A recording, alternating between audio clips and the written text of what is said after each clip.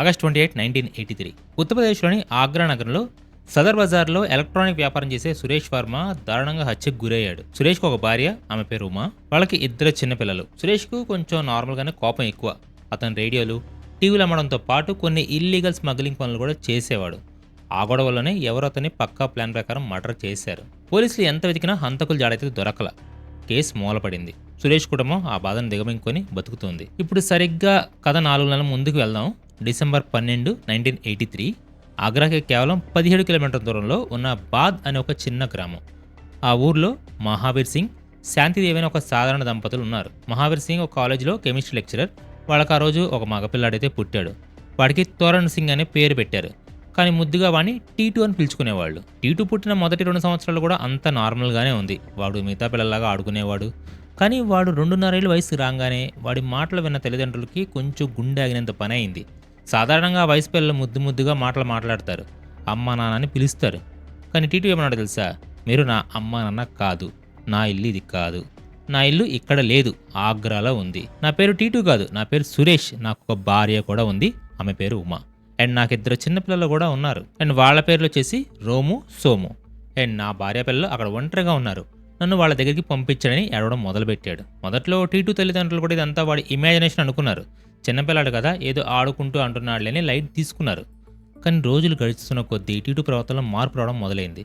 వాడికి 5 ఏళ్ళు వచ్చేసరికి వాడు చేసే పనులు చూసి ఆ ఊరి జనాలు కూడా భయపడడం మొదలుపెట్టారు. వాడి నడక, వాడి మాట తీరు అంతా ఒక 30 ఏళ్ల పెద్ద మనిషిలా ఉండేది. వాళ్ళ ఇంట్లో ఉన్న పాత బట్టలు చూసి చీకొట్టేవాడు.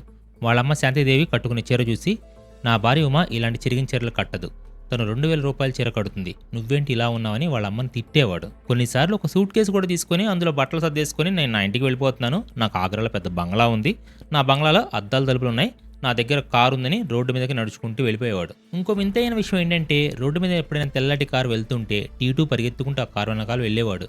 ఆ కారు నాదే నేర్చేవాడు. సురేష్ వర్మ చనిపోయిన నాటికి అతని దగ్గర ఒక వైట్ కారు ఉండేది. ఆ నిజం టీటుకి ఎలా తెలిసింది అసలుకి? కానీ వీటన్నిటికంటే అత్యంత భయంకరమైన విషయం ఇంకోటి ఉంది. ఒకరోజు టీటు వాళ్ళ నాన్న దగ్గరకు వచ్చి తన చావు గురించి చెప్పడం మొదలుపెట్టాడు. నేను రాత్రి నా దుకాణం మూసేసి నా తెల్ల కారులో షాహగంజ్లో ఉన్న బంగ్లాకి వెళ్తున్నాను. గేటు దగ్గర 2 వ్యక్తులు నా కోసం ఎదురు చూస్తున్నారు. వాళ్ళు నా దగ్గరికి వచ్చారు. ఒకడు నాకు నమస్తే చెప్పాడు. వెంటనే ఇంకొకడు నా తల మీద గన్ పెట్టి కాల్ చేశాడు. నన్ను హాస్పిటల్ తీసుకెళ్లారు. అండ్ ఆ తర్వాత నన్ను శ్మశానం తీసుకెళ్లి నింపు పెట్టేశారు. నా బూడిదనే యమునా నదిలో కలిపారు అని పూసగుచ్చినట్టు చెప్పాడు. ఒక 5 ఏళ్ల పిల్లాడు తన భార్య పిల్లల గురించి మాట్లాడడం, తను ఎవరో తల మీద కాలు చంపేశారని చెప్పడం, తన సొంత అంత్యక్రియల గురించి వివరించడం, ఇది విన్న తల్లిదండ్రుల పరిస్థితి ఎలా ఉంటుందో ఊహించుకోండి. ఒక పక్క భయం, ఇంకో పక్క ఈ పిల్లాడికి ఏమైనా దయ్యం పట్టిందా అనే అనుమానం. వాళ్ళ ఇంట్లో ప్రశాంతం అనేది లేకుండా పోయింది. ఎప్పుడు కూడా నేను ఆగ్రా వెళ్ళాలి అనేది వాడు గోల. ఇక లాభం లేదని ఈ మిషనరీని కొంచెం చేయించడానికి టీటు వాళ్ళ నాన్న ఒక నిర్ణయం అయితే తీసుకున్నాడు. తన పెద్ద కొడుకు అశోక్ని పిలిచి, ఒరే నువ్వు వెంటనే ఆగ్రా వెళ్ళు, వాడు చెప్తున్న సదర్ బజార్కి వెళ్ళు, అక్కడ సురేష్ రేడియోస్ అనే దుకాణం నిజంగా ఉంది లేదు చూసిరా, అసలు ఈ సురేష్ అనేవాడు ఎవడో, వాడికి మనడికి లింక్ ఏంటో కనుక్కొని పంపించాడు. అశోక్ కూడా తన స్నేహితుడిని తీసుకొని బస్సు ఎక్కి ఆగ్రాలోని సదర్ బజార్కి చేరుకున్నాడు. అది చాలా పెద్ద మార్కెట్. అక్కడ ఎలక్ట్రానిక్ దుకాణాలు చాలా ఉన్నాయి. అశోక్ ప్రతి వీధి తిరుగుతూ సురేష్ రేడియోస్ కోసం వెతుకుతున్నాడు. చాలాసేపు వెతికిన తర్వాత వాళ్ళు అలసిపోయి ఒక చోట నిలబడ్డారు. అప్పుడే అశోక్ కళ్ళు ఒక బోర్డు మీద పడ్డాయి. ఆ బోర్డు మీద పెద్ద పెద్ద అక్షరాలతో రాసింది సురేష్ రేడియోస్ అని. అశోక్ గుండె ఒక్కసారిగా వేగం కొట్టుకోవడం మొదలైంది. తన 5 ఏళ్ల తమ్ముడు చెప్పిన దుకాణం నిజంగానే ఉంది. అశోక్ మెల్లగా ఆ దుకాణం లోపలికి వెళ్ళాడు. అక్కడ కౌంటర్ మీద ఒక మహిళ కూర్చునుంది. అశోక్ ఆమె దగ్గరికి వెళ్ళి, నమస్తే అండి, సురేష్ గారు ఉన్నారని అడిగాడు. ఆ మహిళ అశోక్ వైపు విచిత్రంగా చూసి, సురేష్ గారు చనిపోయి 5 ఏళ్ళు అవుతుంది బాబు, నా పేరు ఉమా, ఆయన భార్యని, మీకేం కావాలని అడిగింది. అండ్ ఆ మాట వినగానే అశోక్ కాళ్ళ కింద భూమి కదిలిపోయినట్టు అనిపించింది. టీటు చెప్పిన ప్రతి మాట నిజం. సురేష్, ఉమా, రేడియో షాప్, 5 ఏళ్ల క్రితం జరిగిన మర్డర్ అన్ని అక్షరాల నిజం. అశోక్ తన వణుకుతున్న గొంతు ఉమాకు జరిగిన కథ మొత్తం చెప్పాడు. మా ఊళ్ళో నా 5 ఏళ్ల తమ్ముడు ఉన్నాడు, వాడి పేరు టీటు, కానీ వాడు తన పేరు సురేష్ అంటున్నాడు, తన భార్య ఉమా అంటున్నాడు. మీరే ఇక్కడే ఉన్నారని, వాడు మీ దగ్గర తీసుకురమ్మని మమ్మల్ని రోజు టార్చర్ చేస్తున్నాడని చెప్పాడు. ఉమాకి ఏం అర్థం కాల. ఇది నమ్మాలా వద్దా? 5 ఏళ్ల క్రితం దారుణంగా హత్య చేయబడిన తన భర్త ఒక పిల్లాడి రూపంలో మళ్ళీ పుట్టాడా? ఇది సైన్స్ కూడా అంతుచెక్కని విషయమే కదా. బహుశా వాళ్ళు న్యూస్ పేపర్లో సురేష్ మర్డర్ వార్త చదివి ఇలా నాటకం ఆడుతున్నారేమని ఆమెకు డౌట్ కూడా వచ్చింది. కానీ అశోక్ మాత్రం వాడి మాటలకు రాకముందు నుంచి ఈ విషయాలు చెప్తున్నాడు. దయచేసి మీరు ఒక్కసారి మా ఊరి వచ్చి వాడిని చూడండి అని బ్రతిమలాడాడు. ఉమా కూడా వెంటనే ఈ విషయాన్ని తన అత్తమామలకు అంటే సురేష్ వాళ్ళ తల్లిదండ్రులకి చెప్పింది. వాళ్ళకి ఒక పక్కన భయం, ఇంకో పక్క తమ కొడుకు మళ్ళీ వచ్చాడని ఆనందం. వాళ్ళు వెంటనే అశోక్తో కలిసి బాడ్ గ్రామానికి వెళ్లారు. వాళ్ళు ఇంట్లో అడుగు పెట్టగానే సమయానికి టీటు కూర్చొని అన్నం తింటున్నాడు. వాళ్ళని చూడగానే టీటు కళ్ళలో ఒక వింతైన మెరుపు. ఎంతో కాలం తర్వాత తన సొంత కుటుంబాన్ని చూసిన ఒక పెద్ద మనిషి ఎలా రియాక్ట్ అవుతాడో 5 ఏళ్ల పిల్లాడు కూడా అలాగే రియాక్ట్ అయ్యాడు. అంటే వాడు పరిగెత్తుకుని వెళ్ళి సురేష్ తండ్రి అయిన చందా భారతిని గట్టిగా హత్తుకున్నాడు. చూసారా మా నాన్న వచ్చాడు, మా అమ్మ వచ్చింది అని కేకలు వేయడం మొదలుపెట్టాడు. అండ్ ఆ తర్వాత వాడి చూపు ఉమా మీద పడింది. తన భార్యను చూడగానే 5 ఏళ్ల పిల్లాడి ముఖంలో ఒక వింతైన సిగ్గు. ఒక అడల్ట్ మేల్ తన భార్యను చూసి ఎలా ఫీల్ అవుతాడో ఆ పిల్లాడి బాడీ లాంగ్వేజ్ కూడా అలాగే మారిపోయింది. వాడు ఉమాని తన పక్కన కూర్చోమని సైగ్ చేశాడు. ఇప్పుడు ఉమాకి వాడిని ఒక టెస్ట్ చేయాలనిపించింది. నిజంగా వీడు నా భర్త అయితే మా ఇద్దరికి మాత్రం తెలిసిన రహస్యాలు వీడికి తెలిసి ఉండాలి అనుకుంది. అప్పుడు టీటు ఒక మాట చెప్పాడు. ఉమా, నేను చనిపోవడానికి ముందు రోజు ధోల్పూర్ మేళాకి వెళ్ళాం కదా, అక్కడ నా తెల్ల కారు బోనెట్ మీద కూర్చొని మనం జిలేబీ తిన్నాం కదా, నీకు గుర్తుందా అన్నాడు. అండ్ ఆ మాట వినంగానే ఉమా కళ్ళలో నీళ్లు తిరిగాయి. ఆ జిలేబీ విషయం సురేష్కి ఉమాకి తప్ప ప్రపంచంలో ఇంకెవ్వరికీ తెలియదు. అప్పుడే ఉమా ఫిక్స్ అయిపోయింది తన భర్త తిరిగి వచ్చాడని. కానీ సురేష్ ఫ్యామిలీకి ఇంకా కొంచెం అనుమానం తీరలేదు. టీటుని వాళ్లతో పాటు ఆగ్రా తీసుకెళ్లారు. అక్కడ వాడికి 3 కఠినమైన పరీక్షలు పెట్టారు. Test number 1. టీటుని కారులో ఎక్కించుకుని సదర్ బజార్కి తీసుకెళ్లారు. దుకాణం దగ్గర కారు ఆపకుండా కావాలని స్పీడ్గా ముందుకు పోనిచ్చారు. టీటుకు ఆ దుకాణం గుర్తుందో లేదో చూడాలని వాళ్ళ ప్లాన్ అన్నమాట. కానీ దుకాణం దాటగానే టీటు గట్టిగా అరిచాడు. ఆపండి ఆపండి, నా దుకాణం వెనకుండిపోయింది, మీరు ముందుకు ఎందుకు వెళ్తున్నారని డ్రైవర్ మీద అరిచాడు. ఆ దారి ఆ మార్కెట్ వాడికి కొట్టిన పిండి. And test number 2. టీటుని దుకాణం లోపలికి తీసుకెళ్లారు. వాడు లోపలికి వెళ్ళగానే ఒక 5 ఏళ్ల పిల్లల్లా కాకుండా ఒక షోరూమ్ ఓనర్ ఎలా నడుస్తాడో అలా నడుచుకుంటూ వెళ్ళి స్టూల్ మీద కూర్చున్నాడు. వాడు కూర్చునే స్టైల్, చేతులు ఆడిస్తూ మాట్లాడే విధానం అచ్చం సురేష్ లాగే ఉంది. వాడు దుకాణం మొత్తం ఒకసారి రౌండ్ వేసి, ఈ కౌంటర్ ఎక్కడ ఎందుకు ఉండేది, ఈ కౌంటర్ ఇక్కడ ఉండేది కాదు కదా, ఈ ఫోటో ఇక్కడ లేదు కదా, నేను చనిపోయాక ఇవన్నీ ఎవరు మార్చారని గట్టిగా అడిగాడు. Perfect fast. టెస్ట్ కూడా perfect. Test number 3, the final and the toughest test. టీటుని సురేష్ బంగ్లాకి తీసుకెళ్లారు. అక్కడ కావాలని సురేష్ ఇద్దరు పిల్లలు రోము సోము విధులు ఆడుకుంటూ ఒక 20 మంది పిల్లలు గుంపులో కలిపేశారు. నీ పిల్లలు ఎవరో గుర్తుపట్టని టీటీకు ఛాలెంజ్ వేశారు. టీటీ కూడా 20 మంది పిల్లల్లో మధ్యలోకి నడుచుకుంటూ వెళ్ళాడు. ఎక్కడ కన్ఫ్యూజ్ అవ్వాలా, కరెక్ట్గా రోము సోము దగ్గరికి వెళ్ళి వాళ్ళిద్దరి చేతులు పట్టుకుని బయటికి తీసుకొచ్చాడు. వీళ్ళు నా కొడుకులని చెప్పాడు. ఆశ్చర్యం ఏంటంటే టీటు వయసు 5 ఏళ్ళైతే వాడి కొడుకులు వాడికంటే పెద్దవాళ్ళు. 8 ఏళ్ల వయసున్న కొడుకులను 5 ఏళ్ల తండ్రి గుర్తుపట్టాడు. ఈ 3 టెస్టులో టీటు పాస్ అయ్యాడు. ఇక ఎవరికి ఎలాంటి అనుమానం లేదు. టీటు సింగ్ సురేష్ వర్మ యొక్క పునర్జన్మని ఆగ్రా మొత్తం కోడై కూసింది. అండ్ ఈ వార్త మీడియాలో దావానలాగా వ్యాపించింది. పేపర్లు, టీవీలు అంతా టీటు సింగ్ గురించే మాట్లాడుకుంటున్నారు.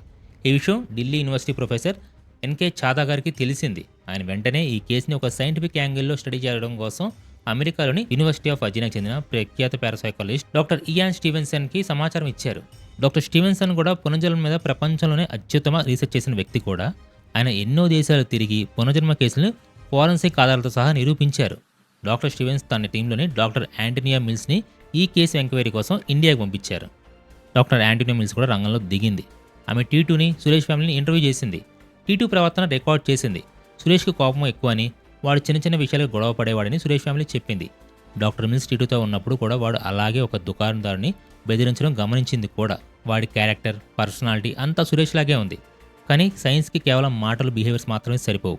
సైన్స్కి కంటికి కనిపించే ఎవిడెన్స్ కూడా కావాలి, మెడికల్ ప్రూఫ్స్ కావాలి. ఇక్కడే ఈ కేసులో ఒక మైండ్ బ్లోయింగ్ ట్విస్ట్ అయితే బయటపడింది. డాక్టర్ ఇయాన్ స్టీవెన్సన్ రీసెర్చ్ ప్రకారం ఒక వ్యక్తి అకాల మరణం అంటే దారుణ హత్య గురైనప్పుడు కానీ ఆ తాలూకు గాయాలు వాడి తర్వాత జన్మలో కూడా పుట్టుమచ్చల్లా వస్తాయి. డాక్టర్ మిల్స్ సురేష్ యొక్క పోస్ట్ మార్టం రిపోర్ట్ అయితే తెప్పించారు. అండ్ ఆ రిపోర్ట్ ప్రకారం సురేష్ తల కుడివైపు బుల్లెట్ లోపలికి వెళ్ళింది.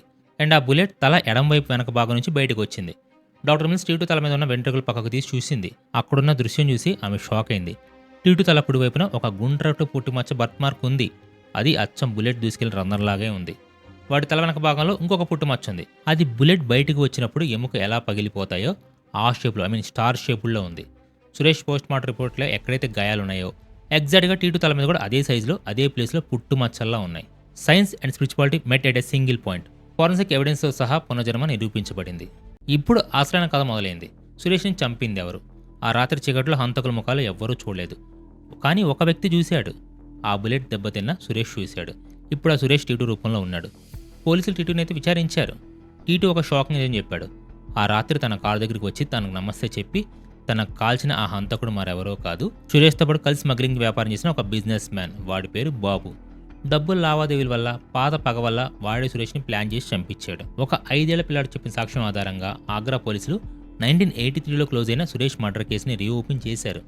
బహుశా ఇండియన్ క్రిమినల్ హిస్టరీలో పునర్జన్మ సాక్ష్యంతో ఒక మర్డర్ కేసుని రీఓపెన్ అవ్వడం అంటే ఇదే తొలిసారి. పోలీసులు బాబుని వాడి అనుచరుల అదుపులో తీసుకొని తమ స్టైల్లో ఇంట్రాగేషన్ చేశారు.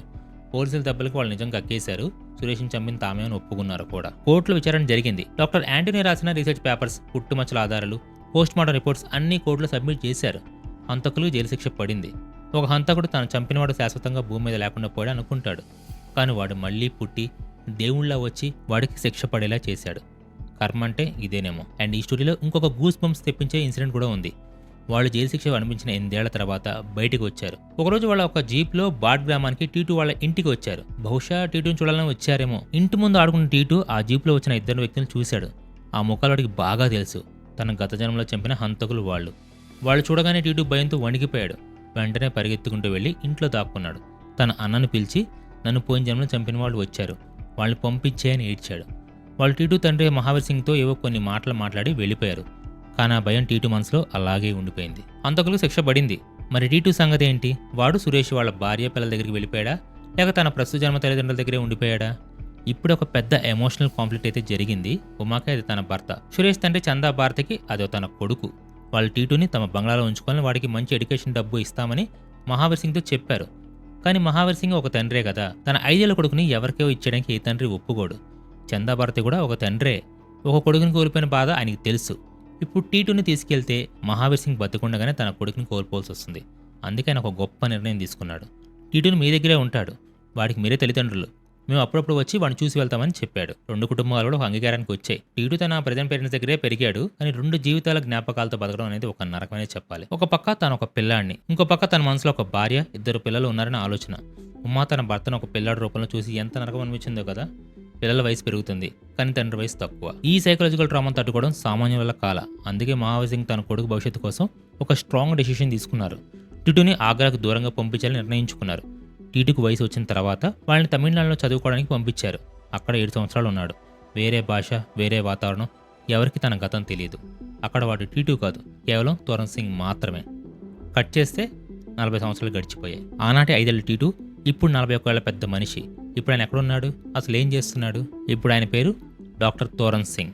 ఇప్పుడు ఆయన పతంజలి యూనివర్సిటీలో యోగా మరియు నేచురోపతి డిపార్ట్మెంట్కి డీన్గా పనిచేస్తున్నాడు. ఆయన గత జన్మలో స్మగ్లింగ్ చేసి గొడవలు పడి తుపాకీ తోటలకు బలైన సురేష్ వర్మ ఈ జన్మలో ఒక అసిస్టెంట్ ప్రొఫెసర్గా ప్రజల ఆరోగ్యాన్ని, యోగా నేర్పించే ఒక గౌరవప్రదమైన వృత్తిలో ఉన్నారు. రీసెంట్గా ఆయన ఒక పోడ్కాస్ట్ ఇంటర్వ్యూలో తన గత జన్మ గురించి ఎన్నో విషయాల్ని పంచుకున్నారు.